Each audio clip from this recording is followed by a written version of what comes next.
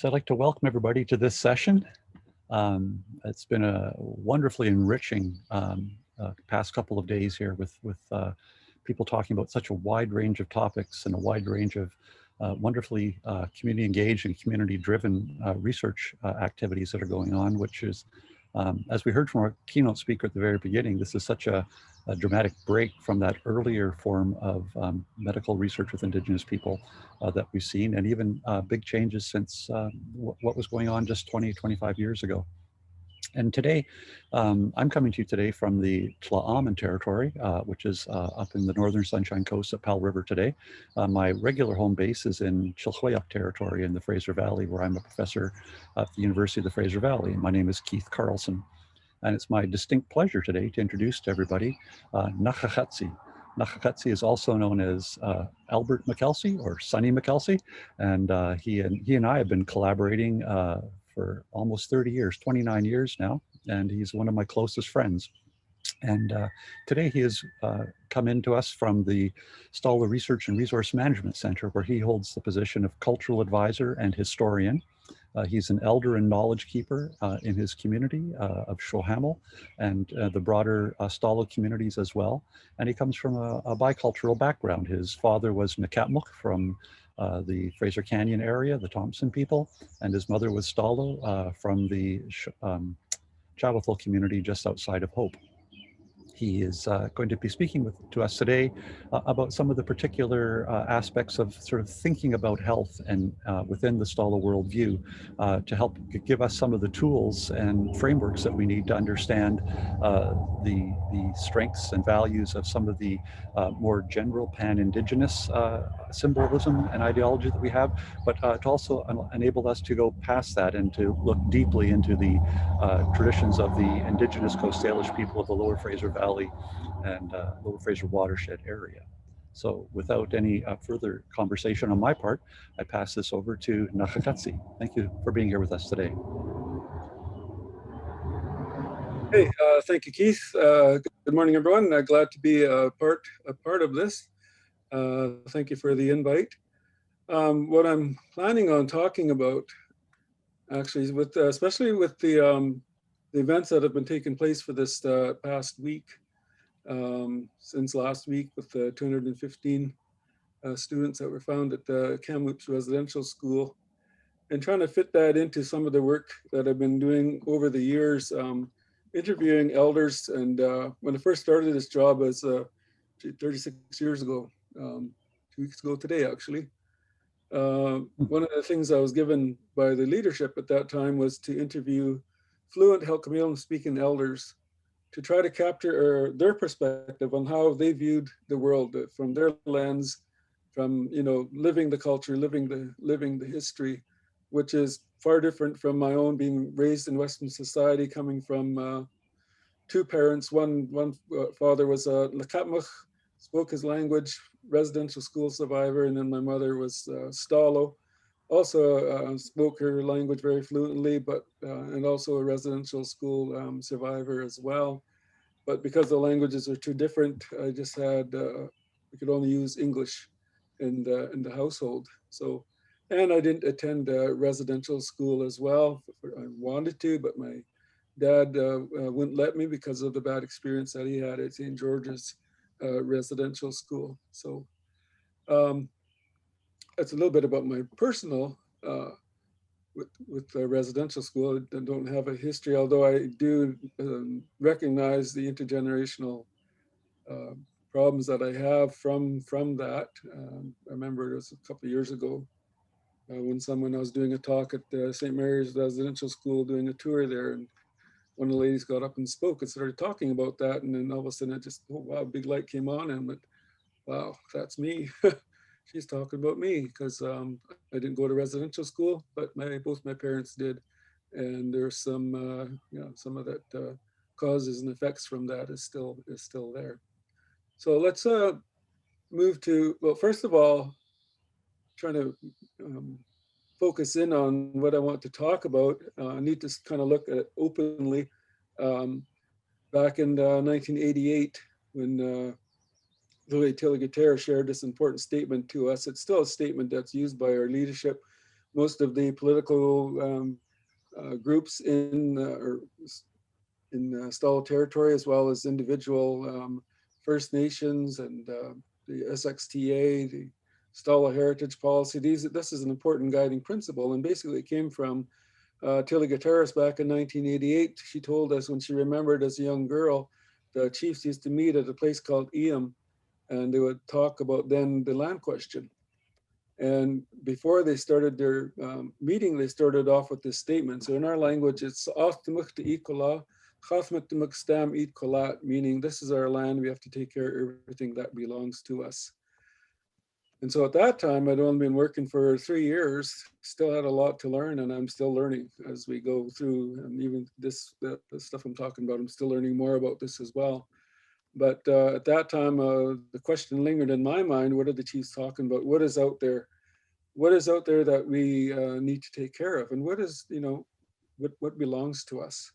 Right. So over the course of the years, with that direction from the leadership to interview fluent Halkomelem speaking elders, I started doing that, starting looking for what the chiefs were talking about. And so over the course of the years, looking at various ways of, through our language, at looking at our own belief system, our own tradition and culture. And I know we've had other cultures come in, that don't really fit into our culture, and so I think it's really good, because I'm also noticing too that others, a lot of, especially the younger people, are really looking more into the culture, looking more into what our culture is about, and trying to acknowledging and recognizing. I remember the late Siemcha's Frank Malloway, when talking about the very first powwow that was happening down there in Mission. He said, we've lost so much of our culture and our language that we have to borrow from others. And so that's what we're doing. We're going to get involved with this powwow and then learn more about our own culture and our own history. And so I think that was the words that kind of opened that up. And, because powwow traditionally isn't part of our tradition and culture here, although winter dance, Smitla, and the Schweichwe, the mass dance, is an important part of our culture here. And many other examples as well.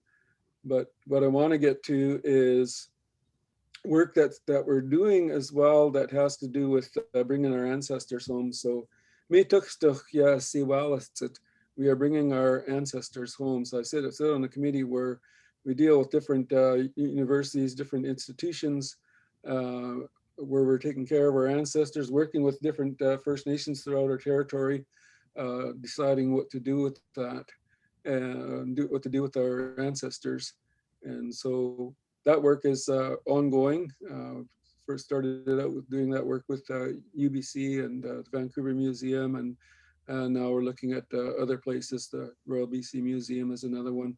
And of course, there are many others throughout the country that we're dealing with.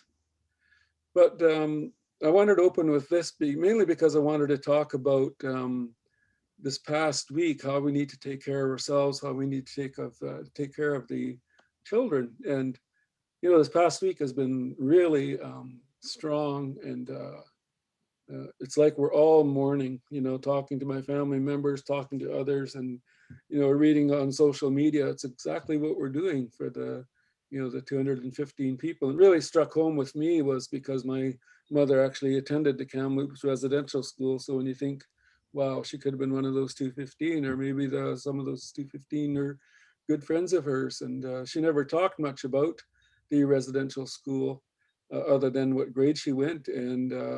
But that doesn't mean that she had a great time, or it doesn't mean that, I don't know what to think of that, because sometimes you don't talk about bad things that happened to you. And my dad told about what took place with St. George's. He was actually on his deathbed when he was 12 years old.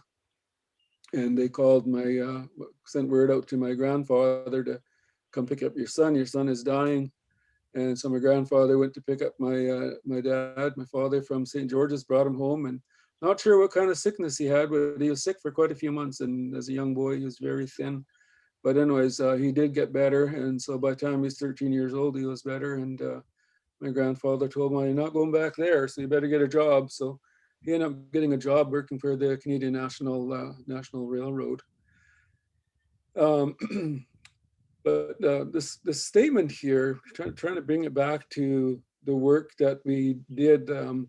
My daughter was involved along with my nieces and nephews from Squaw and other places, other Stalo communities as well. This past Monday, went up there to Kamloops.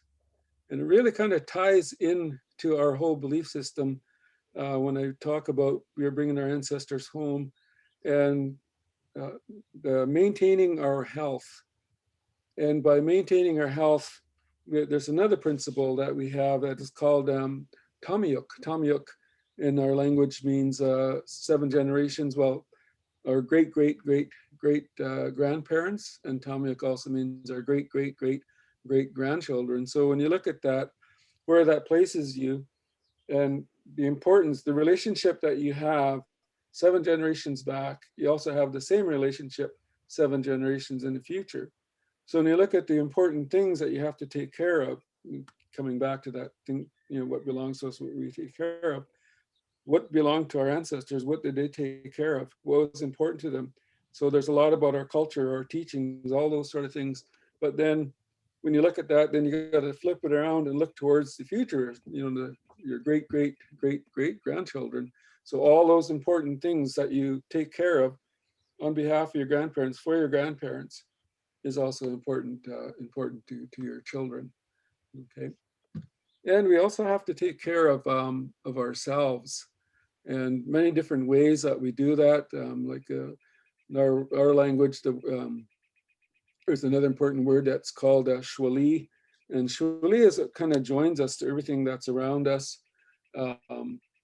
Back in 1993, I heard the late Aggie Victor talking about the song that was coming out of the rock down there at Hatem, and I wondered if she was talking about that shwali, because back in 1985, I was reading the dictionary at that, well, it wasn't really a dictionary, Halcomilum Classified Word List, as it's called, and I came across the word shwali, and it said spirit or life force.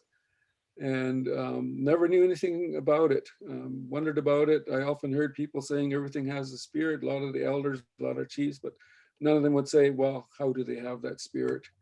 So, you know, and as I said earlier, you're always learning, right? And so when Aggie Victor said that, I brought what she said to the late Rosalie George Yamalot, very well respected elder who really contributed a lot of her knowledge to our Salish language program. And I asked her, or told her what Aggie said, and I asked her if she was talking about shwali, and she said, yeah, that's exactly what she was talking about. So I said, well, can you tell me what shwali is? And so the best way I can explain shwali is how she explained it to me. So she puts her hands on her chest like this. She goes, shwali is inside you here. It's in your parents, it's in your grandparents, it's in your great-grandparents, it's in your great-great-great-grandparents, it's in the rocks, it's in the trees, it's in the grass, it's in the ground. And of course, what came to me instantly was that connection, and that's exactly what connects us to the land, to everything. When she talked about, you know, not only is it in ourselves, but our parents and great-great-grandparents and rocks, trees, grass, the ground. And then I realized the importance of the Shokyam and all those sort of things. And so that's the bigger spirit or life force that's out there that connects us to our world. But we also have, well, there's Mestiach, which is what we call ourselves as a person. That's just the word for person. And then we also have what's called Smimstiach, spirit, which can be lost if you're scared somewhere, will return to you if you call it to return. Okay. Or it's also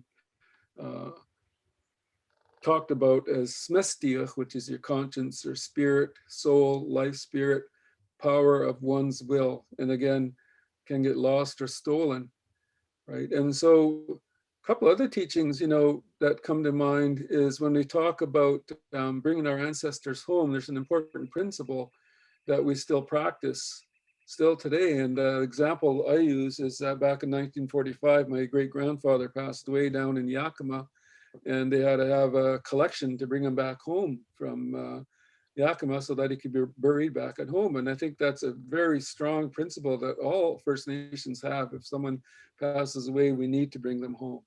You know, we need to bring our ancestors home. We need to bring our loved ones home. And I know just a few years ago, my niece passed away in Mexico, and the family they spent thousands of dollars to bring her home. So it's still alive. That important principle is still there. And elders also talk about how, like the late Rosaline George said that if when someone dies like a tragic or a sudden death, that their spirit lingers on in that place. And so that's why when I think about different places over the years, my nephew killed in a motorcycle accident just as he was entering into Hope. When I go by there, I think about him all the time. And my belief is I connect with his spirit. That's why, and that his spirit, part of his spirit is lingering there. And the same with Popcom, where my late brother-in-law was killed in a head-on car collision. I think of him every time I go by that spot. And my nephew over in Charlottesville was victim of a hit and run, and also both my mother was killed in a car accident right in front of our home up in Boston Bar, and my dad was killed in the same spot, hit by a Greyhound bus. And so places like that, you know, so those are my own personal examples of, and I do believe that spirit lingers there, and our spirit can be lost without us knowing about it as well. And the example I have is quite a few years ago. When I worked at the Stala Tribal Council, and Denise Douglas at that time called and said, the CPR is using a bulldozer destroying some archaeological site up there in Yale, or pushing dirt around. Maybe they're destroying an archaeological site. So Randall Paul and I, working together at the time, went up to go investigate, and sure enough, the bulldozer had already gone, but we could see the huge damage on the edge of the railroad, the work that had done. So we went to take a look at all the dirt fill that was damaged there. And sure enough, we found some artifacts. And I remember bending over, picking up an artifact, and I was looking at it in my hand. All of a sudden I got this sickness. I got a headache. My stomach started feeling sick, felt like I was gonna throw up. My legs were shaking. I was feeling dizzy, lightheaded. And I thought, oh, I better put this down, whatever that artifact was. So I put it back down, and I stood up, and I was standing there just trying to collect myself. And Randall came over and said, oh, I'm going to go over there and go check in the bushes there. And I said, okay. And then he left, and it took me about 10 minutes to kind of collect myself before I could finally move again.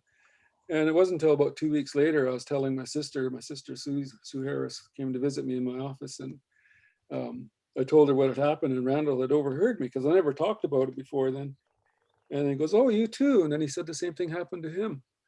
But the other thing is, not too long later that year, a very well-known Shwalam, or Indian doctor, or shaman, whatever terminology you want to use, Kenny Moses from the States, was brought up to the Stala Tribal Council office and sat inside a room. And anybody, you know, if they wanted to, they said, anybody wants to get work done, you're welcome to do that. So I saw different staff members going in there getting work done. So I thought, oh, I may as well go in there as well. So I went in there, and it's really cool because when you think about taking care of yourself and who's taking care of you, that sort of thing, right? And taking care of your spirit. So he started working on me, and then there's a couple of things. First of all, he said, oh, there's an old man on your right shoulder, over your right shoulder. He's always watching over you. And he said, I don't know who he is. You probably know who he is, but yeah, it looks like he's there, and looks like he's there to help you. And I think you use him as well. And of course, I thought about my grandfather on my dad's side, who died 10 years before I was born. And I had so many different stories told to me by my father and my uncles and cousins about him. So I really respect him. And that's why I lead a life where I don't drink, because he didn't drink alcohol. And so I knew that was who he's talking about. Then again, he said, oh, and over your left shoulder, there's an old woman, a tiny little woman. He said, I don't know who she is. You probably know who she is, but she's there watching over you as well. And so I said, just let you know that these two watching over. And right away, I knew exactly who it was. It was an old Indian doctor from Lillooet, who my dad used to go pick her up and bring her down, and still trying to find out her name. But anyways, She didn't speak a word of English, and I remember being so intrigued with her whenever she came over to our place. She'd spend 1 or 2 weeks at our place working on my dad and my mom, and also working on us children. And I remember being so intrigued. I'd get home and give her a glass of water and roll some cigarettes for her because she had her can of tobacco, and I'd just sit on the floor and just watching her, right? And I saw this really special, close connection to her, and I could feel, the power that she had. And so over the course of the years, in my own life, I did pray to her, and I did feel that she was there, watching over me. So that's an example of how our spirit can be lost, and how the Indian doctors can travel to go, because that's what he said. He said, "Oh, it looks like you were somewhere where your ancestors were," and he said, "Looks like you picked up an object and you put it back down, and when you put it back down, you left part of your spirit on that rock." And so he said, "So I collected it, but don't worry," he said, "I brought it back, I put it back on you, so you should feel a lot better now." Right? And then other examples of that is when we leave a cemetery, we have to call ourselves, because we're not supposed to leave our part of our spirit inside the cemetery. And so sometimes in your cemetery in mourning, right, we're not supposed to leave our tears, not supposed to leave tissues. And again, that's taking care of ourselves, taking care of our health. And so when we leave, the late Edna Bob from Chehalis that told me, she said, when you're walking out of the cemetery, call your name. She said, you don't have to say it out loud. Just call your name in your mind. And so today I still do that when I go into the cemeteries. I'm walking out in my mind, Naxaxalhts'i, let's go, time to go, and so I still do that. So again, that's another way of taking care of ourselves. And also when you ever attend one of our funerals, you notice people at outside of the gate, again, brushing off any bad spirits that might be on you, and taking care of our health. And then another experience I had that really tied close to what we did, and not only taking care of their loved ones, because we don't know, right, that the 215 uh, youth that were found up there, there could have been Stalo, there could have been friends of our ancestors, and really struck home with my daughter as well, because her grandmother had told her about some of her brothers that had passed away that never came back home from Kamloops. So the big group of them had gone up there, and I remember thinking that it was really important that they should call them back home, that that's what the ceremony should be. And because I'd witnessed this taking place at Kokolitsa Residential School, there was a cemetery there that people were all dug up and moved back in the 1940s, some to Squaw, some to Scoutcale, some to Chiactol, and then some just recently I found out, a student doing research in Suwali found out that some of them were brought up to Suwali as well. Um, and so, when we have to bring the spirits home. And so I had this group call me from Prince Rupert, a family from up there, and they said they had 4 students that came and attended Kokolitsa, and they said they wanted to come down and do a ceremony. They didn't want to do it during office hours, wanted to do it on a Saturday, and they said they wanted to make sure somebody Stala was there. And so I was just there to kind of witness the work that they had taken place. It was a really awesome ceremony, because what they done was they all took turns, the grandparents, their children, and then their grandchildren, all of them took turns calling the spirits of the loved ones, and calling their names out loud while they're drumming and singing, and then also saying that you no longer need to be here. We're here to bring you home, and it's through those songs and words that they were saying that they're able to collect the spirits of their loved ones and bring them back home, letting them know, and you no longer need to be here. So, so that's a way that they took care of not only themselves, the ones living today, but also taking care of the loved ones that were lost there at Kokolitsa, because when those loved ones are moved, all their identity was lost. We know where they're buried, but we don't have the names of them. Okay, so same thing when we look at the thing that happened up there at Kamloops. When the elders say that something bad is happening, and then I'm sure some of the spirits, even the ones that came home, could have left part of their spirit there as well, because of the bad experiences that they've encountered while they were there. And of course, then some of the students, because they haven't identified who they are, and the possibility that there are Stalo ancestors there. And that's one of the teachings that we received, again, as part of bringing ancestors home. It's important, you know, that if they're Stalo, that we have to bring them home, right? And so that was what was done up there. Was my daughter Edie and her son and some of her cousins. They brought a canoe up there as well, because the canoe is important to us. And one of our burial customs was to haul.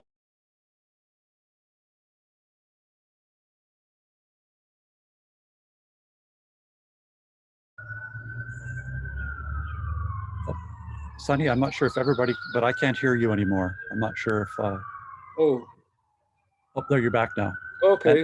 And to say too, we've only got 4 minutes and then the other session starts. And so, Okay. yeah. And you wanted some time for questioning, right? If we could, but I think it's important for you to have time to wrap Yeah. up too. Yeah, so so that was the important ceremony that we did. And when you look at that, that takes care of ourselves as well. Like I said, we're all mourning, and we all felt like it was like a new funeral. Like it wasn't, you know, 50 years ago or 100 years ago to me and to others that expressed it. It felt like those 215 just died yesterday or the day that they announced it. That's how it felt. And so we need to take care of them. And by taking care of them, we take care of ourselves, to take care of our own health. And when we look at how we use different aspects of our culture to do that, you know, through the songs and through the prayers and through our own beliefs, you know, then that's how we retain our health. So I think I'll end it there, but give a couple minutes for anybody who has any questions. Yeah, thank you very much, Sonny. Please, anybody have the questions, just you can type them into the chat room, or you can unmute yourself and just ask your question. We've got about two minutes, I think. I have a quick question. My name is Kathleen Lounsbury. I'm Papakuak from the west coast of Vancouver Island. And I spent some time out at Seabird Island for as a nurse and squaw and yeah. And so as somebody that was there, you know, one of the things that I had noted at a funeral one time was you know, they had to bury within, I think it was 4 days, and their burial, you know, there were certain things that had to happen before nightfall, a lot of things that I found to be very interesting.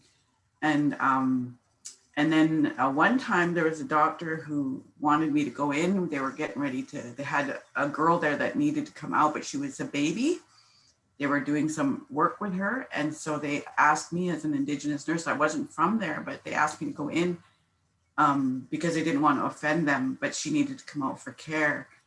And is that, you know, I always just found that like in my heart when I was doing that, I almost wanted to brush myself or do something because I went in there and disturbed their ceremony. You know, I just always felt there was something undone when I went to get the girl. Can you explain a little bit about that? Because I always found it to be very interesting that it feels like it was always unfinished work. Yeah, it sounds like sounds like a baby that was just initiated in the winter dance. It sounds like that you're asked to help. I know that happens quite often now when people are initiated, and you know, the health of people, some people that have diabetes, and so they have to take extra care or extra caution with them. And I think my suggestion to you would be, if you feel that you're carrying something heavy, then you know, we probably should turn to your own specialists within your own community to, you know, help you out with that.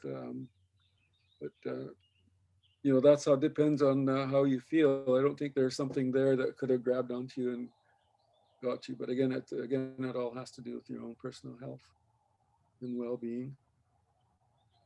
But Thank you so much. Thank you, Sonny. That's you know, a wealth of wisdom. People in the chats are talking about how much they appreciate this, and I know I always love hearing you speak about these things because I learn so much. So Thank you very much. You're welcome to stick around for the rest of the conference, remaining parts of it. And for everybody else, we're going to pass the torch over now, and we'll be moving into the next session here. Thank you very much, everybody. Thank you, Sonny.